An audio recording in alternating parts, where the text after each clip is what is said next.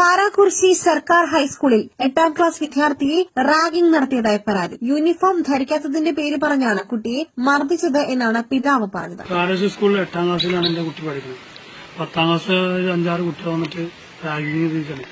എന്നിട്ട് അവര് ഒക്കെ 5 എണ്ണം കൂടി തച്ചിട്ട് എനിക്ക് ചെവിയിൽ ബാക്ക് പെയിനുണ്ട്, പിന്നെ അവിടെ ഇവിടെയൊക്കെ ചവിട്ടി കൂട്ടുന്നു, ഒരു ബോധം കെട്ടി കിടക്കുകയാണ്.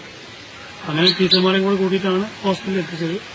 പിന്നെ ഹോസ്പിറ്റലിൽ നിന്ന് ഞങ്ങൾ നേരെ താലൂക്ക് ആശുപത്രിയിൽ കൊണ്ടുപോയി.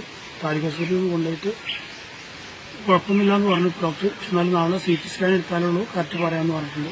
അപ്പോൾ കുട്ടി ടെസ്റ്റിലാണ്, നീച്ച് നടക്കാനോ ഒന്നും വയ്യ. സ്കൂളിലാണ് വിഷയം ഉണ്ടായത്. അത് 10ാം ക്ലാസ് കുട്ടികളാണ്. ചെറിയ കാരണം എന്ന് വെച്ചാൽ യൂണിഫോം ഒന്നും ഇട്ടില്ലാന്ന് പറഞ്ഞിട്ടാണ് ചോദിച്ച് തുടങ്ങിയ പ്രശ്നം.